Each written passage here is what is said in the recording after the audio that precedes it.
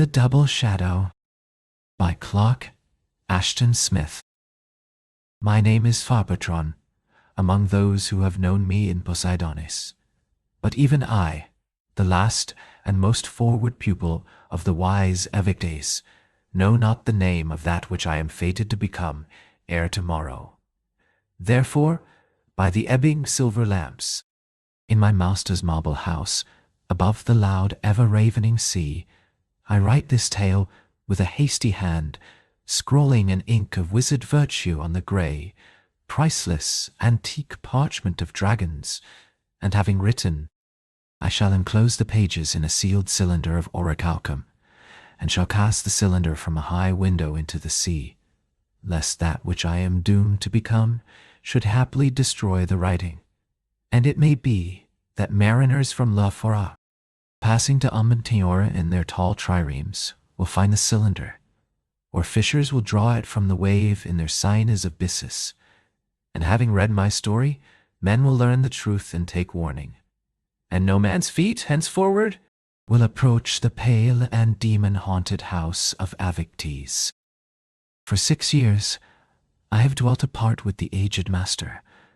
forgetting youth and its wonted desires in the study of arcanic things. Together, we have delved more deeply than all others before us in an interdicted lore. We have solved the keyless hieroglyphs that guard anti-human formulae. We have talked with the prehistoric dead. We have called up the dwellers in sealed crypts. In fearful abysses beyond space, few are the sons of mankind who have cared to seek us out among the desolate, wind-worn crags. And many, but nameless, are the visitants who have come to us from further bournes of place and time. Stern and white as a tomb, older than the memory of the dead, and built by men or devils beyond the recording of myth, is the mansion in which we dwell. Far below, on black, naked reefs, the northern sea climbs and roars indomitably, or ebbs with a ceaseless murmur as of armies of baffled demons. And the house is filled evermore, like a hollow-sounding sepulchre,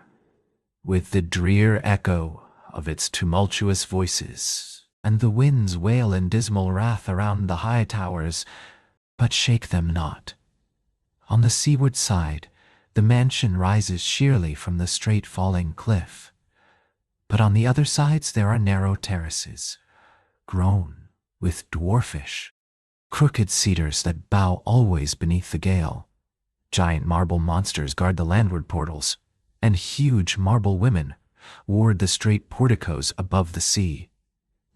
And mighty statues and mummies stand everywhere in the chambers and along the halls, but, saving these and the spirits we have summoned, there is none to companion us, and leeches and shadows have been the servitors of our daily needs. All men have heard the fame of Avictes, the sole surviving pupil of that Maligris who tyrannized in his necromancy over suzerain from a tower of sable stone. Maligris, who lay dead for years while men believed him living, who, lying thus, still uttered potent spells and dire oracles with decaying lips. But Avictes lusted not for temporal power in the manner of Maligris, and having learned all that the elder sorcerer could teach him, withdrew from the cities of Poseidonis to seek another and vaster dominion.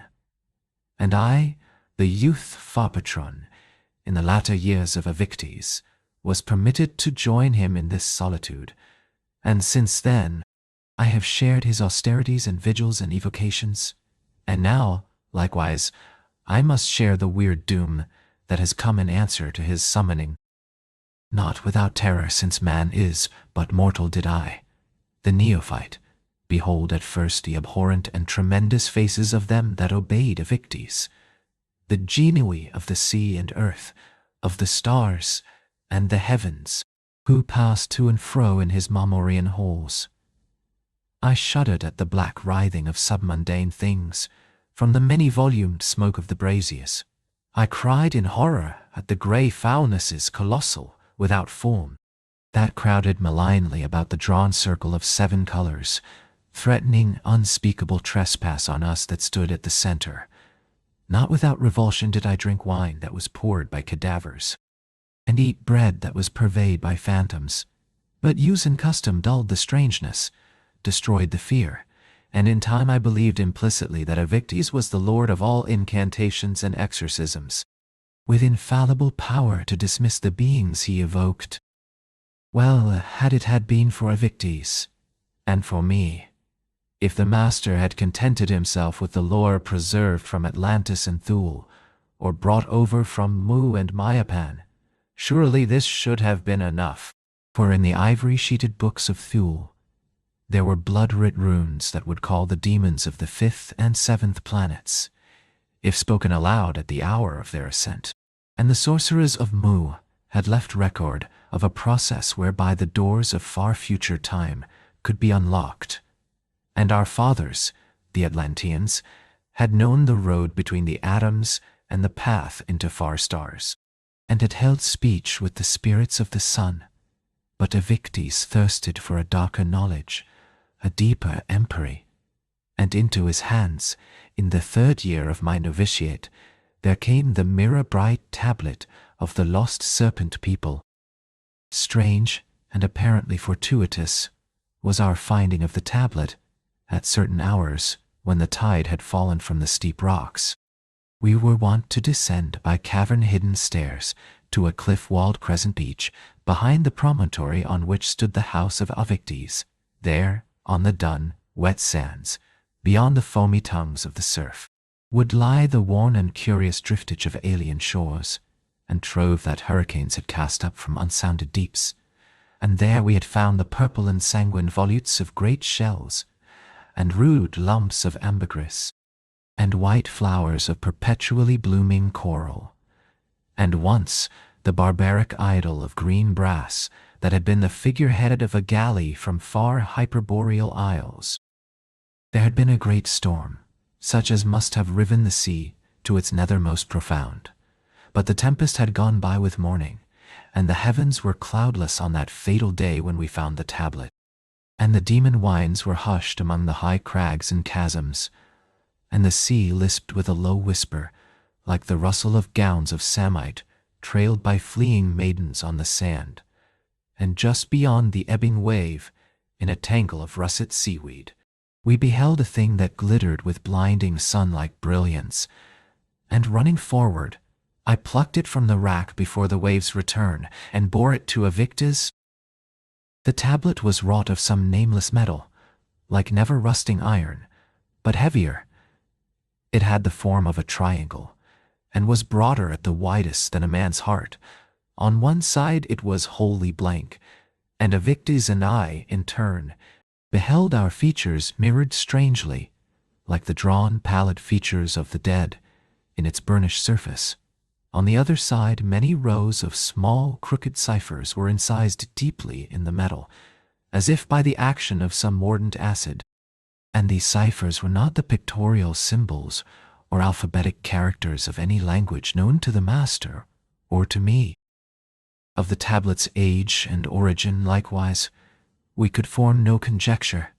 and our erudition was altogether baffled. For many days thereafter we studied the writing and held argument that came to no issue, and night by night, in a high chamber, closed against the perennial winds, we pondered over the dazzling triangle by the tall straight flames of silver lamps. For Avictes deemed that knowledge of rare value, or haply some secret of an alien or elder magic, was holden by the clueless crooked ciphers. Then, since all our scholarship was in vain, the master sought another divination, and had recourse to wizardry and necromancy. But at first, among the devils and phantoms that answered our interrogation, none could tell us aught concerning the tablet, and any other than Avictes would have despaired in the end. And well would it have been if he had despaired, and had sought no longer to decipher the writing. The months and years went by with a slow thundering of seas on the dark rocks, and a headlong clamor of winds around the white towers. Still we continued our delvings and avocations, and further, always further, we went into lampless realms of space and spirit, learning, perchance, to unlock the hithermost of the manifold infinities. And at whiles, Avictes would resume his pondering of the sea-found tablet, or would question some visitant from other spheres of time and place regarding its interpretation. At last, by the use of a chance formula, in idle experiment, he summoned up the dim, tenuous ghost of a sorcerer from prehistoric years, and the ghost, in a thin whisper of uncouth, forgotten speech, informed us that the letters on the tablet were those of a language of the serpent men, whose primordial continent had sunk aeons before the lifting of Hyperborea from the ooze. But the ghost could tell us naught of their significance, for, even in his time, the serpent people had become a dubious legend, and their deep anti-human lore and sorcery were things irretrievable by man. Now,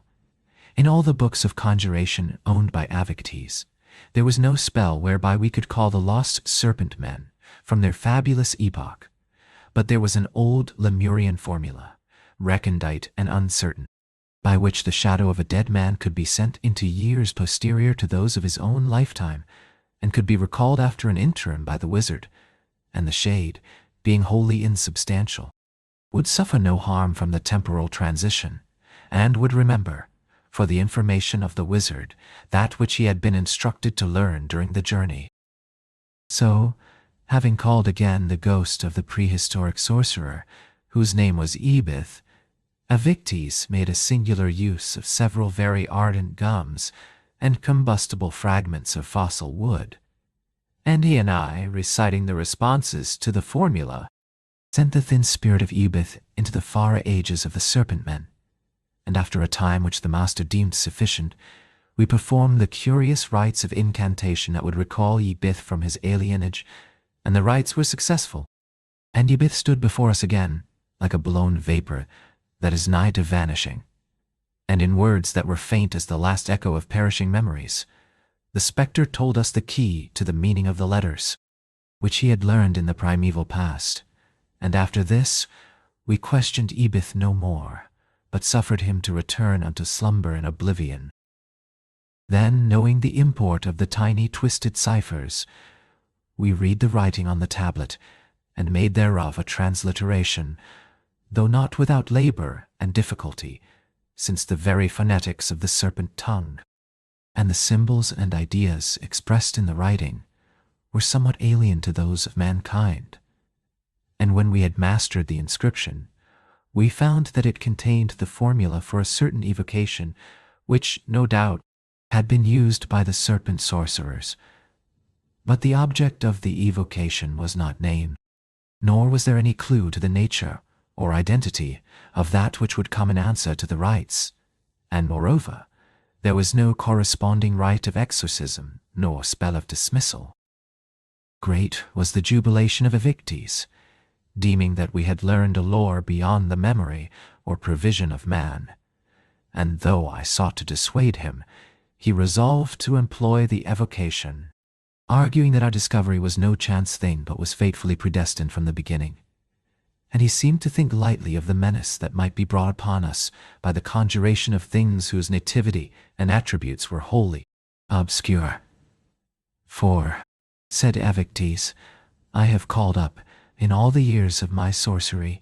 no god or devil, no demon or lich or shadow, which I could not control and dismiss at will. And I am loath to believe that any power or spirit beyond the subversion of my spells could have been summoned by a race of serpents, whatever their skill in demonism and necromancy. So, seeing that he was obstinate,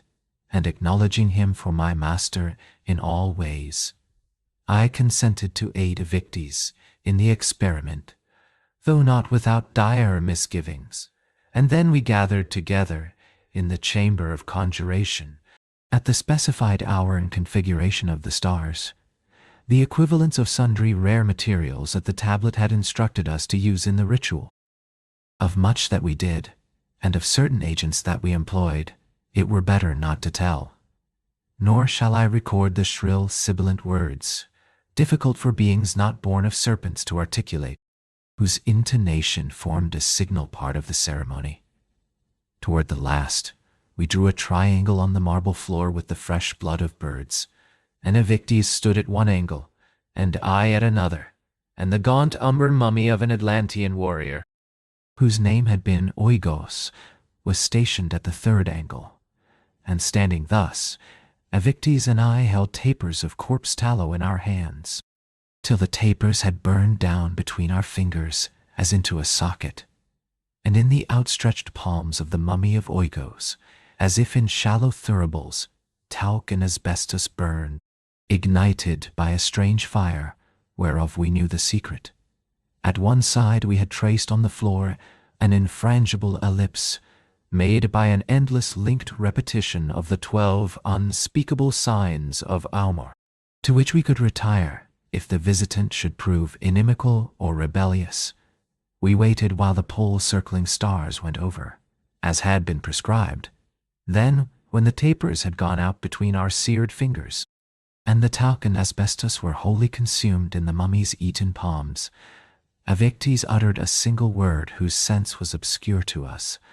and Oigos, being animated by sorcery and subject to our will, repeated the word after a given interval, in tones that were hollow as a tomb-born echo, and I, in my turn, also repeated it. Now, in the chamber of evocation, before beginning the ritual,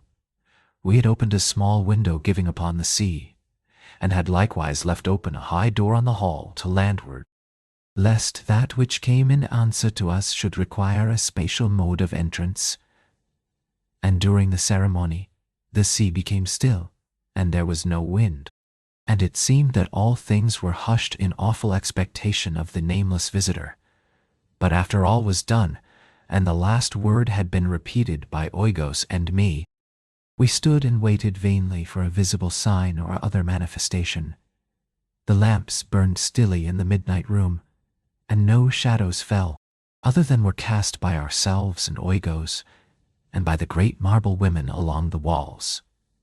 And in the magic mirrors we had placed cunningly, to reflect those that were otherwise unseen, we beheld no breath or trace of any image. At this, after a reasonable interim, Evictes was sorely disappointed, deeming that the evocation had failed of its purpose, and I, having the same thought, was secretly relieved, and we questioned the mummy of Oigos, to learn if he had perceived in the room, with such senses as are peculiar to the dead, the sure token or doubtful proof of a presence undescried by us the living.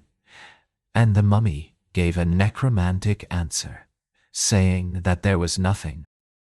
"Verily," said Evictes, "it were useless to wait longer,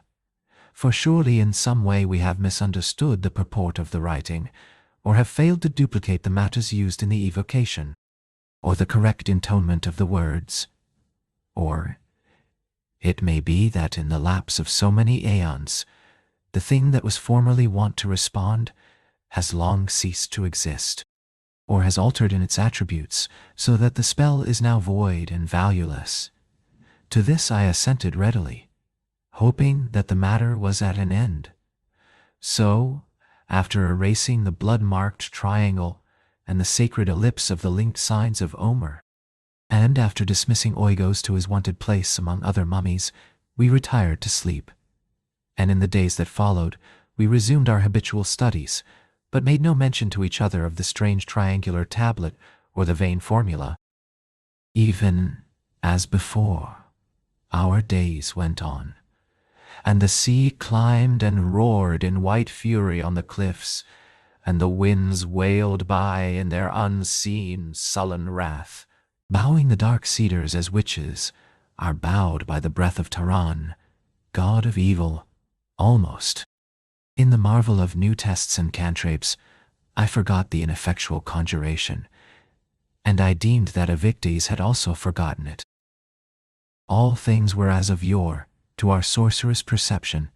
and there was naught to trouble us in our wisdom and power and serenity, which we deemed secure above the sovereignty of kings, reading the horoscopic stars. We found no future ill in their aspect, nor was any shadow of bale foreshown to us through geomancy, or other modes of divination such as we employed. And our familiars, though grisly and dreadful to mortal gaze, were wholly obedient to us, the masters. Then, on a clear summer afternoon, we walked, as was often our custom, on the marble terrace behind the house. In robes of ocean purple, we paced among the windy trees with their blown, crooked shadows. And there, following us as we went to and fro, I saw the blue shadow of Avictes, and my own shadow on the marble, and between them, an adumbration that was not wrought by any of the cedars. And I was greatly startled, but spoke not of the matter to Avictes, and observed the unknown shadow with covert care. I saw that it followed closely the shadow of Avictes, keeping ever the same distance, and it fluttered not in the wind, but moved with a flowing as of some heavy, thick, putrescent liquid, and its color was not blue, nor purple, nor black, nor any other hue to which man's eyes are habituated, but a hue as of some unearthly purulence, and its form was altogether monstrous, having a squat head and a long undulant body, without similitude to beast or devil. Avictes heeded not the shadow, and still I feared to speak, though I thought it an ill thing for the master to be companioned thus, and I moved closer to him, in order to detect by touch or other perception the invisible presence that had cast the adumbration. But the air was void to sunward of the shadow, and I found nothing opposite the sun, nor in any oblique direction, though I searched closely, knowing that certain beings cast their shadows thus. After a while, at the customary hour, we returned by the coiling stairs and monster-flanked portals into the high house, and I saw that the strange adumbration moved ever behind the shadow of Avictes, falling horrible and unbroken on the steps, and passing clearly separate and distinct amid the long umbrages of the towering monsters, and in the dim halls beyond the sun, where shadows should not have been, I beheld with terror the distorted loathly blot, having a pestilent unnameable hue, that followed Avictes, as if in lieu of his own extinguished shadow. And all that day, everywhere that we went, at the table served by spectres, or in the mummy-warded room of volumes and books, the thing pursued Avictes, clinging to him even as leprosy to the leper. And still the master had perceived it not, and still I forbore to warn him, hoping that the visitant would withdraw in its own time, going obscurely as it had come. But at midnight, when we sat together by the silver lamps, pondering the blood-red ruins of Hyperborea,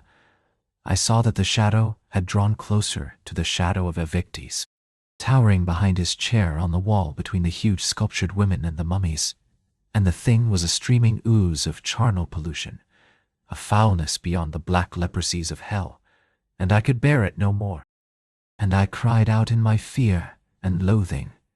and informed the master of its presence. Beholding now the shadow, Avictes considered it closely and in silence, and there was neither fear nor awe nor abhorrence in the deep, graven wrinkles of his visage. And he said to me at last, "This thing is a mystery beyond my lore, but never, in all the practice of my art, has any shadow come to me unbidden. And since all others of our evocations have found answer ere this, I must deem that the shadow is a veritable entity, or the sign of an entity that has come in belated response to the formula of the serpent sorcerers, which we thought powerless and void, and I think it well that we should now repair to the chamber of conjuration, and interrogate the shadow in such manner as we may, to inquire its nativity and purpose." We went forthwith into the chamber of conjuration, and made such preparations as were both necessary and possible, and when we were prepared to question it, the unknown shadow had drawn closer still to the shadow of Avictes, so that the clear space between the two was no wider than the thickness of a necromancer's rod. Now, in all ways that were feasible, we interrogated the shadow, speaking through our own lips and the lips of mummies and statues, but there was no determinable answer, and calling certain of the devils and phantoms that were our familiars. We made question through the mouths of these, but without result, and all the while our magic mirrors were void of any reflection of a presence that might have cast the shadow, and they that had been our spokesmen could detect nothing in the room. And there was no spell, it seemed, that had power upon the visitant. So Avictes became troubled, and drawing on the floor with blood and ashes the ellipse of Aumor, wherein no demon nor spirit may intrude, he retired to its center, but still within the ellipse, like a flowing taint of liquid corruption, the shadow followed his shadow, and the space between the two was no wider than the thickness of a wizard's pen. Now, on the face of Avictes, horror had graven new wrinkles, and his brow was beaded with a deathly sweat, for he knew, even as I, that this was a thing beyond all laws, and foreboding naught but disaster and evil. And he cried to me in a shaken voice, and said, I have no knowledge of this thing, nor its intention toward me, and no power to stay its progress. Go forth and leave me now. For I would not that any man should witness the defeat of my sorcery, and the doom that may follow thereupon. Also, it were well to depart while there is time, lest you too should become the quarry of the shadow, and be compelled to share its menace. Though terror had fastened upon my inmost soul, I was loath to leave Avictes, but I had sworn to obey his will at all times, and in every respect, and moreover I knew myself doubly powerless against the adumbration, since Avictes himself was impotent. So, bidding him farewell, I went forth with trembling limbs from the haunted chamber, and peering back from the threshold, I saw that the alien umbrage, creeping like a noisome blotch on the floor, had touched the shadow of Avictes, and at that moment the master shrieked aloud like one in nightmare, and his face was no longer the face of Avictes, but was contorted and convulsed like that of some helpless madman who wrestles with an unseen incubus. And I looked no more, but fled along the dim outer hall, and through the high portals giving upon the terrace. A red moon, ominous and gibbous, had declined above the terrace and the crags, and the shadows of the cedars were elongated in the moon, and they wavered in the gale like the blown cloaks of enchanters, and stooping against the gale, I fled across the terrace toward the outer stairs that led to a steep path in the riven waste of rocks and chasms behind Avictes' house. I neared the terrace edge, running with the speed of fear, but I could not reach the topmost outer stair, for at every step the marble flowed beneath me, fleeing like a pale horizon before the seeker. And though I raced and panted without pause, I could draw no nearer to the terrace edge. At length I desisted, seeing that an unknown spell had altered the very space about the house of Avictes, so that none could escape therefrom to landward. So, resigning myself in despair to whatever might befall, I returned toward the house, and climbing the white stairs in the low level beams of the crag-caught moon, I saw a figure that awaited me in the portals, and I knew by the trailing robe of sea purple, but by no other token, that the figure was Avictes, for the face was no longer in its entirety the face of man, but was become a loathly fluid amalgam of human features, with a thing not to be identified on earth. The transfiguration was ghastlier than death or the changes of decay, and the face was already hued with the nameless, corrupt, and purulent color of the strange shadow, and had taken on, in respect to its outlines, a partial likeness to the squat profile of the shadow. The hands of the figure were not those of any terrene being, and the shape beneath the robe had lengthened with a nauseous, undulant pliancy, and the face and fingers seemed to drip in the moonlight with a delicescent corruption, and the pursuing umbrage, like a thickly flowing blight,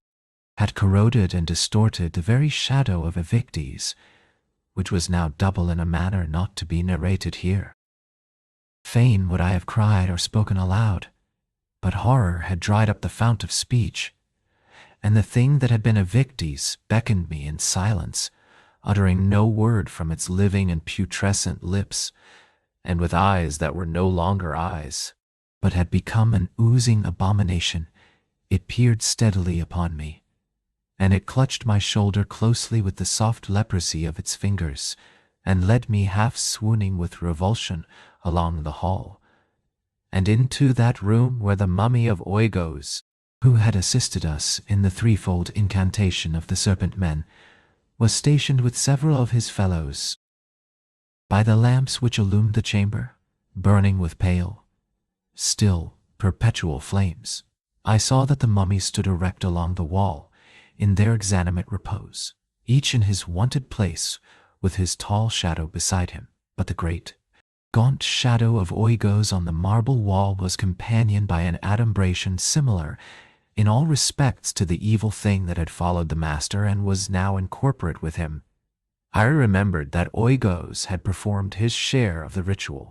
and had repeated an unknown stated word, in turn, after Evictes, and so I knew that the horror had come to Oigos in turn, and would wreak itself upon the dead, even as on the living. For the foul, anonymous thing that we had called in our presumption could manifest itself to mortal ken in no other way than this. We had drawn it from unfathomable depths of time and space, using ignorantly a dire formula, and the thing had come at its own chosen hour to stamp itself in abomination uttermost on the evocators. Since then, the night has ebbed away, and a second day has gone by. Like a sluggish ooze of horror, I have seen the complete identification of the shadow with the flesh and the shadow of Evictes, and also I have seen the slow encroachment of that other umbrage, mingling itself with the lank shadow and the serrae bituminous body of Oigos, and turning them to a similitude of the thing which Evictes has become. And I have heard the mummy cry out like a living man in great pain and fear, as with the throes of a second dissolution at the impingement of the shadow, and long since it has grown silent like the other horror, and I know not its thoughts or its intent, and verily I know not if the thing that has come to us be one or several, nor if its avatar will rest complete with the three that summoned it forth into time, or be extended to others. But these things, and much else, I shall soon know. For now in turn there is a shadow that follows mine, drawing ever closer. The air congeals and curdles with an unseen fear, and they that were our familiars have fled from the mansion, and the great marble women seem to tremble where they stand along the walls. But the horror that was Evictes, and the second horror that was Oigos, have left me not, and neither do they tremble, and with eyes that are not eyes,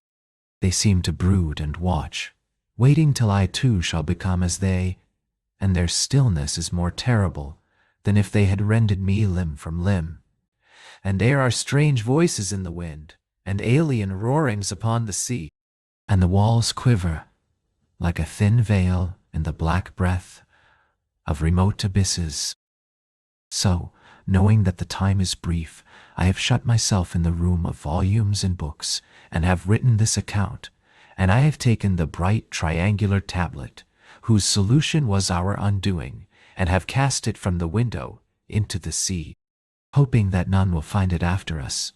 And now I must make an end, and enclose this writing in the sealed cylinder of orichalcum. and fling it forth to drift upon the wave. For the space between my shadow and the shadow of the horror is straitened momently, and the space is no wider than the thickness of a wizard's pen. You are in the Silver Library. If you enjoyed the experience, like and subscribe for more.